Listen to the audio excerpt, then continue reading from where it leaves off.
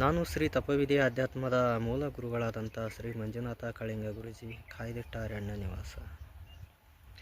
ಇಲ್ಲಿ ವಿಷಯ ಏನಂದರೆ, ಮೊನ್ನೆ ಸಂವಿಧಾನ ದಿನ ಆಚರಣೆ ದಿನ ಉಡುಪಿ ಪೇಜಾವರ ಶ್ರೀಗಳು ನಮಗೂ ಕೂಡ ಗೌರವಿಸುವಂಥ ಒಂದು ಸಂವಿಧಾನ ಬೇಕು ಅಂತ ಹೇಳ್ಯಾರ. ಆದರೆ ಉಡುಪಿ ಪೇಜಾವರ ಶ್ರೀ ಹೇಳಿಕೆಗೆ ಸಂವಿಧಾನ ಬದಲಾವಣೆ ಮಾಡೋಕ್ಕೆ ಯಾರಿಂದಲೂ ಸಾಧ್ಯ ಇಲ್ಲ. ಆದರೆ ಉಡುಪಿ ಪೇಜಾವರ ಶ್ರೀಗೆ ಏನಾರು ಸಮಸ್ಯೆ ಇದ್ದರೆ, ಅವ್ರ ಸ್ವಾತಂತ್ರ್ಯದ ಹಕ್ಕಾಗಲಿ, ಶೈಕ್ಷಣಿಕ ಹಕ್ಕಾಗಲಿ, ಧಾರ್ಮಿಕ ಹಕ್ಕಾಗಲಿ, ಸಮಾನತೆ ಹಕ್ಕಾಗಲಿ, ಮಾನವ ಹಕ್ಕಾಗಲಿ, ಯಾವುದಾದ್ರೂ ಅವ್ರಿಗೆ ಧಕ್ಕೆ ಇದ್ದರೆ ಅದನ್ನು ಕಾನೂನು ಕ್ರಮ ತಗೋಬೇಕಿಲ್ಲ ಅಂತ ಹೇಳಲ್ಲ. ಅಂಥದ್ದೇನಾದ್ರೂ ಸಂವಿಧಾನದಲ್ಲಿ ಲೋಪದೋಷಗಳಿದ್ರೆ ಅದನ್ನ ತಿದ್ದುಪಡಿ ಮಾಡೋಕ್ಕೊಂದು ಸೆಕ್ಷನ್ ಐತಿ, ತಿದ್ದುಪಡಿ ಮಾಡ್ಬೋದು. ಅದನ್ನು ಬಿಟ್ಟು ಸಂವಿಧಾನ ಬದಲಾವಣೆ ಆಗಬೇಕು ಅನ್ನೋ ಮನೋಭಾವನೆಯಿಂದ ಹೇಳಿದರು, ಅಥವಾ ಏನು ಪ್ರತ್ಯೇಕ ಲಿಂಗಾಯತ ಧರ್ಮದ ಮಠಾಧೀಶರಿಂದ ಆಗ್ತಕ್ಕಂಥ ಅವಮಾನ ತಡಿಲಾರದಂಥ ಪರಿಸ್ಥಿತಿ ಒಳಗೆ ಅದರಲ್ಲ ಬ್ರಾಹ್ಮಣರು.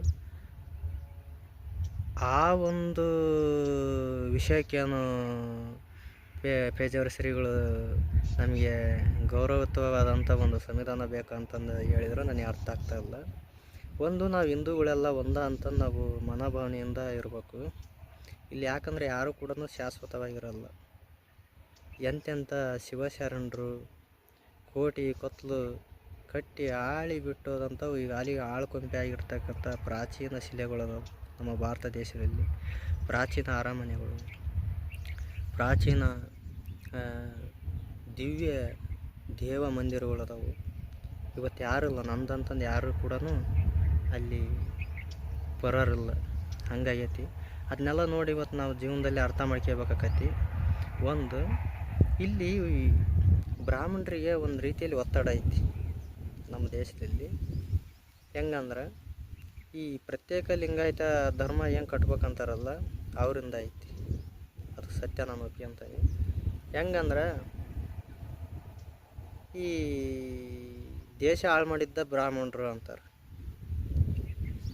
ದೇವರ ಹೆಸರಿನಲ್ಲಿ ಪ್ರಾಣಿ ಬಲಿ ಮಾಡೋದು, ಅನಿಷ್ಟ ಪದ್ಧತಿ, ಅನಾಗರಿಕ ಪದ್ಧತಿ, ಮೌಢ್ಯ ಆಚರಣೆಗಳೆಲ್ಲ ಮಾಡಿದ್ದ ಬ್ರಾಹ್ಮಣರು ಅಂತಂದು ಹೇಳ್ತಾರೆ ಮಠಾಧೀಶರು.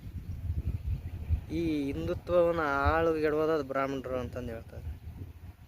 ದಲಿತರನ್ನೆಲ್ಲ ಮೂಲಿಮುಪ್ಪು ಮಾಡಿ, ದಲಿತರನ್ನೆಲ್ಲ ಧರ್ಮದಿಂದ ದಿಕ್ಕು ತೆಪ್ಪಿಸಿದ್ದ ಬ್ರಾಹ್ಮಣರು ಅಂತಂದು ಹೇಳ್ತಾರೆ. ಬ್ರಾಹ್ಮಣರು ಯಾವ ದಿಕ್ಕು ತೆಪ್ಪಿಸಿಲ್ಲ. ಬ್ರಾಹ್ಮಣರು ಈ ದೇಶ ಹಾಳು ಮಾಡ್ಬೇಕು ಅನ್ನೋದು ಇಲ್ಲ. ಬ್ರಾಹ್ಮಣರಿಂದ ಏನೂ ಆಗಿಲ್ಲ. ನಮ್ಮ ದೇಶದಲ್ಲಿ ಬ್ರಾಹ್ಮಣರದ್ದು ಏನೂ ನಡೆಯಲ್ಲ. ಬ್ರಾಹ್ಮಣರ ಜನಸಂಖ್ಯೆನೂ ಕೂಡ ಇಲ್ಲ. ಈಗ ಅಲ್ಲಿಗೆ ಬ್ರಾಹ್ಮಣ ಸಮುದಾಯದಲ್ಲಿ ಮಕ್ಕಳ ಸಂತಾನನೇ ಇಲ್ಲ, ಹೆಣ್ಣಿನ ಸಂತಾನನೇ ಇಲ್ಲ. ಎಷ್ಟೋ ಜನ ಕನ್ಯೆ ಸಿಗ್ಲಿಲ್ಲಕ್ಕೆ ಹಂಗೆ ವಯಸ್ಸು ಗಳಿಸಿ ಸಾಯ್ತಾ ಇದ್ದಾರೆ. ಅಂಥದ್ರಲ್ಲಿ ಪಾಪ ಅವ್ರು ಯಾವ ದೇಶ ಹಾಳೋದು ಹೇಳ್ತೀವಿ, ಯಾವ ಸಾಮ್ರಾಜ್ಯ ಹಾಳೋದು ಹೇಳ್ತಿದ್ದೆ, ಅವೆಲ್ಲ ಉತ್ಕಲ್ಪನೆ ಜನಗಳು ಮಾತಾಡೋದು. ಆದರೆ ಬ್ರಾಹ್ಮಣರು ಏಳಿಗೆ ಸಹಿಸ್ಬೇಕೆಲ್ಲರು. ಬ್ರಾಹ್ಮಣರು ಏಳಿಗೆ ಸಹಿಸ್ಲಿಲ್ದಂಗೆ ಮಾತಾಡ್ತಾರಲ್ಲ ಪ್ರತ್ಯೇಕ ಲಿಂಗಾಯತ ಸ್ವಾಮಿಗಳು, ಅವು ಸರಿಯಲ್ಲ. ನಾವೆಲ್ಲ ಹಿಂದೂಗಳೇ, ಅದನ್ನು ಅರ್ಥ ಮಾಡ್ಕೊಬೇಕು. ಒಂದು, ಪೇಜಾವರ ಶ್ರೀಗಳು ಸಂವಿಧಾನನ ನಮಗೆ ಗೌರವಿಸುವಂಥ ಒಂದು ಸಂವಿಧಾನ ಬೇಕಂತಂದು ಯಾಕೆ ಹೇಳ್ತಾರಂದ್ರೆ, ಈ ಪ್ರತ್ಯೇಕ ಲಿಂಗಾಯತ ಧರ್ಮದಲ್ಲಿರ್ತಕ್ಕಂಥ ಎಲ್ಲ ಮಠಾಧೀಶರು ಬರೀ ಬ್ರಾಹ್ಮಣರನ್ನ ಅಯ್ಯಳನವೇ ಮಾತಾಡ್ತಾರೆ. ಬ್ರಾಹ್ಮಣರಿಗೆ ಚೀಮಾರಿ ಆಗ್ತಾರೆ, ಬೈತಾರೆ, ಏನೆಲ್ಲ ಮಾಡ್ತಾರೆ. ಆ ಕಂದಾಚಾರ, ಮೌಢ್ಯಾಚರಣೆ, ಅನಿಷ್ಟ ಪದ್ಧತಿಗಳು, ಮೌಢ್ಯ ನಂಬಿಕೆಗಳು, ಇವು ಎಲ್ಲ ಪ್ರತ್ಯೇಕ ಲಿಂಗಾಯತ ಧರ್ಮದಲ್ಲಿರೋದು.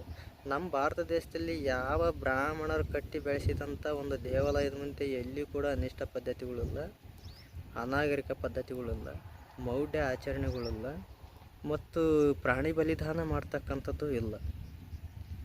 ಅದು ಕೊಂಕಣಿ ಬ್ರಾಹ್ಮಣರು ಮಾತ್ರ ಮಾಡ್ತಾರೆ, ಪ್ರಾಣಿ ಬಲಿದಾನ ಮಾಡ್ತಾರೆ.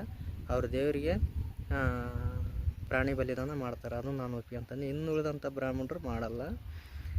ಇನ್ನೊಂದು ಏನಂದರೆ, ಇದೆಲ್ಲ ಪ್ರತ್ಯೇಕ ಲಿಂಗಾಯತ ಧರ್ಮದಲ್ಲಿರೋದು. ಈ ಪ್ರಾಣಿ ಬಲಿದಾನ ಮಾಡ್ತಕ್ಕಂಥದ್ದಾಗಲಿ, ಈ ದಿಂಡುಳ್ಳು ಉಳ್ತಕ್ಕಂಥದ್ದಲ್ಲಿ ಅನಾಗರಿಕ ಪದ್ಧತಿ, ಅನಿಷ್ಟ ಪದ್ಧತಿ, ಮೌಢ್ಯ ಆಚರಣೆಗಳು, ಇವೆಲ್ಲ ದೇವದಾಸಿ ಪದ್ಧತಿ ಇವೆಲ್ಲ ಇರೋದ ಪ್ರತ್ಯೇಕ ಲಿಂಗಾಯತ ಧರ್ಮದ ಒಂದು ವಿಧಿವಿಧಾನದಲ್ಲಿ ಅದಾವೆ ಅವು. ಪ್ರತ್ಯೇಕ ಲಿಂಗಾಯತ ಧರ್ಮದ ಪರಂಪರೆಯಲ್ಲಿ ಅದಾವೆ ಅವು. ಪ್ರತ್ಯೇಕ ಲಿಂಗಾಯತ ಧರ್ಮೀಯರು ಕಟ್ಟಿದಂಥ ದೇವಸ್ಥಾನಗಳಲ್ಲಿ ಅವೆಲ್ಲ ನಡೆಯೋದು. ಯಾವ ಅನಿಷ್ಟ ಪದ್ಧತಿ, ಪ್ರಾಣಿ ಬಲಿ, ದಲಿತರನ್ನ ಅಸ್ಪೃಶ್ಯತೆಗೆ ಗುರಿ ಮಾಡುವಂಥ ಒಂದು ಆಚರಣೆಗಳು ಇರೋದ ಯಾವುದು ಪ್ರತ್ಯೇಕ ಲಿಂಗಾಯತ ಧರ್ಮದಲ್ಲಿ. ಅದನ್ನು ಯೋಚನೆ ಮಾಡ್ಬೇಕು. ಅದನ್ನು ಬಿಟ್ಟು ಈ ಪ್ರತ್ಯೇಕ ಲಿಂಗಾಯತ ಧರ್ಮದಲ್ಲಿರ್ತಕ್ಕಂಥ ಬಸವ ತತ್ವ ಸ್ವಾಮಿಗಳೆಲ್ಲ ಬರೀ ಬ್ರಾಹ್ಮಣರನ್ನ ಬಯೋದು ಸರಿ ಅಲ್ಲ. ಅದು ಅಲ್ವೇ ಅಲ್ಲ. ಅದನ್ನು ಯೋಚನೆ ಮಾಡೋಕ್ಕೆ ಹಂಗಾಗಿ ಅವರು ಬ್ರಾಹ್ಮಣ ಪೀಠಾಧಿಪತಿಗಳೆಲ್ಲ ಮನ ನೋಯಿಸ್ಕೊಂಡು ಆ ಮಾತು ಪೇಜಾವರ ಶ್ರೀಗಳು ಇಟ್ಟಿರ್ಬೋದು, ಮಾತಾಡಿರ್ಬೋದು ಅನ್ನೋದು ನನ್ನ ಒಂದು ಅಂತರಂಗದ ಒಂದು ಆಲೋಚನೆ ಆಗೈತಿ.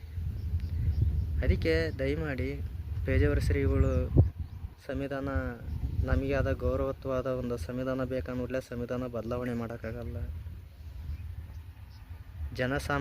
ಜನಸಾಮಾನ್ಯರು ಈ ದೇಶದ ಪ್ರಜೆಗಳು ಗೊಂದಲತ್ವ ಮಾಡ್ಕೊಳೋ ಅವಶ್ಯಕತೆ ಇಲ್ಲ. ಮೊದಲು ಹಿಂದೂಗಳು ಒಗ್ಗಟ್ಟಿಲ್ಲ, ಹಿಂದೂಗಳು ಒಂದಾಗಬೇಕು. ಹಿಂದೂಗಳ ಸರಿ ಇಲ್ಲ. ಹಿಂದೂಗಳಲ್ಲಿ ಅನೇಕ ಒಂದು ಊರಿಗೆ ಒಂದೊಂದು ಪುರಾಣಗಳು ಅದಾವೆ. ಒಂದು ಹಳ್ಳಿಗೆ ಹೋಗಲಿ ಅಲ್ಲಿ ಒಂದು ದೇವಸ್ಥಾನ ಇರ್ತದೆ, ಅದಕ್ಕೊಂದು ಪುರಾಣ ಇರ್ತೈತಿ. ಅನೇಕ ಪುರಾಣಗಳು ಉಲ್ಲೇಖ. ರಾಮ ಏಸ್ದಾಗ ಜನ್ಮ ತಾಳೇನ ಅನ್ನೋದು ಗೊತ್ತಾಗಂಗಿಲ್ಲ. ರಾಮ ಜನ್ಮಭೂಮಿ ಅಂತ ಅನೇಕ ಕಡೆಗೆ ಅದಾವೆ. ರಾಮ ಹುಟ್ಟಿರೋ ಊರುಗಳು ಅನೇಕ ಕಡೆಗೆ ಹೇಳ್ತಾರೆ. ಇಲ್ಲಿ ರಾಮ ಹುಟ್ಟಿದ್ದ, ರಾಮ ಇಲ್ಲಿ ಬಂದು ಒಂದು ದಿನ ನೆಲೆಸಿದ್ದ ಅಂತಂದು ಪುರಾಣಗಳು ಹೇಳ್ತಾರೆ. ನಮ್ಮ ಉಚ್ಚಂಗಿ ದುರ್ಗದಲ್ಲೇ ಪುರಾಣ ಇದೆ. ರಾಮ ಇಲ್ಲಿ ಒಂದು ದಿನ ಈ ಉಚ್ಚಂಗಿ ಶೃಂಗಿಯಲ್ಲಿ ಉಳಿಪಯಣ ಆದ, ಅದಕ್ಕೆ ರಾಮಲಿಂಗ ಇಲ್ಲಿ ಉದ್ಭವ ಆತು ಅಂತಂದು ಒಂದು ರಾಮಲಿಂಗ ಐತಿ ಹೊಲದಲ್ಲಿ. ಹಿಂಗೆ ದೇಶದಾಗ ಎಷ್ಟೋ ಸ್ಥಾವರ ಲಿಂಗಗಳು ಸ್ಥಾಪನೆ ಆಗ್ಯಾವ. ರಾಮ ಇಲ್ಲಿ ಹುಟ್ಟಿದ್ದ, ರಾಮ ಇಲ್ಲಿ ಬೆಳೆದಿದ್ದ.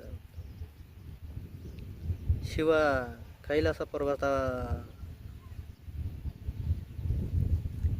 ಹುಟ್ಟಿದ್ದ ಅಂತಾರೆ. ಕೆಲವೊಬ್ಬರು ಅಲ್ಲಿ ಹುಟ್ಟಿದ, ಇಲ್ಲಿ ಜನಿಸಿದ್ದ. 18 ಪುರಾಣಗಳು ದಿಕ್ಕಿದೆಪ್ಪಿಗ್ಯಾವ. ಒಂದೊಂದು ಪುರಾಣ ಒಂದೊಂದು ಥರ ಹೇಳ್ತಾರೆ. ಅದನ್ನೆಲ್ಲ ತಿದ್ಕೊಂಡು ಮುಂದೆ ಸಾಗ್ಬೇಕು ಹಿಂದೂಗಳು. ಇಲ್ಲಾಂದ್ರೆ ಐತಲ್ಲ ಪರಾರ ಪಾಲಕತಿ ದೇಶ. 3ನೇ ನಿಲ ಆಗ್ಬೇಕು. ಈ BJP ಅವ್ರದೇ ಒಂಥರ ವಾದ, ಈ ಕಾಂಗ್ರೆಸ್ನವ್ರದೇ ಒಂಥರ ವಾದ. ಏನು ಮಾಡೋದು? ಎಲ್ಲರೂ ಅರ್ಥ ಮಾಡ್ಕೊಳ್ರಿ.